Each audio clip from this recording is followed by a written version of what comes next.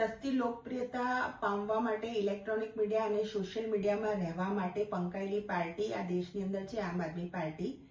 જેના સુપ્રીમો અરવિંદ કેજરીવાલ ક્યારેક પોતાના મોઢા ઉપર સ્યાહી ફેંકાઈ દે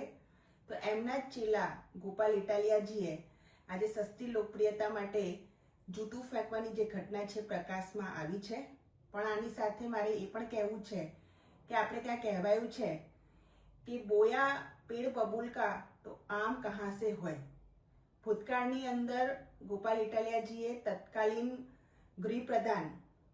પ્રદીપસિંહ જાડેજા ઉપર જૂઠું ફેંક્યું હતું અને સાર્વજનિક જીવનની અંદર જે પ્રમાણે વામપંથી ગોપાલ ઇટાલિયાજીની વાણી છે,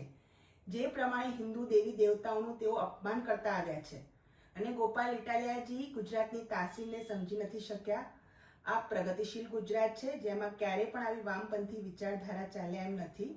અને પોતાની ઘટતી જતી જે આબરૂ છે એમાં લોકપ્રિયતા મેળવવા માટે, સસ્તી પ્રસિદ્ધિ મેળવવા માટે આ કારનામું કરવામાં આવ્યું છે। એટલે ગોપાલ ઇટાલિયાજી કહી રહ્યા છે કે કોંગ્રેસે કર્યું છે અને FSLનો જેનો રિપોર્ટ પોઝિટિવ આવ્યો છે એવા ગુજરાત આમ આદમી પાર્ટીના પ્રમુખ કહી રહ્યા છે કે બીજેપીએ કર્યું છે।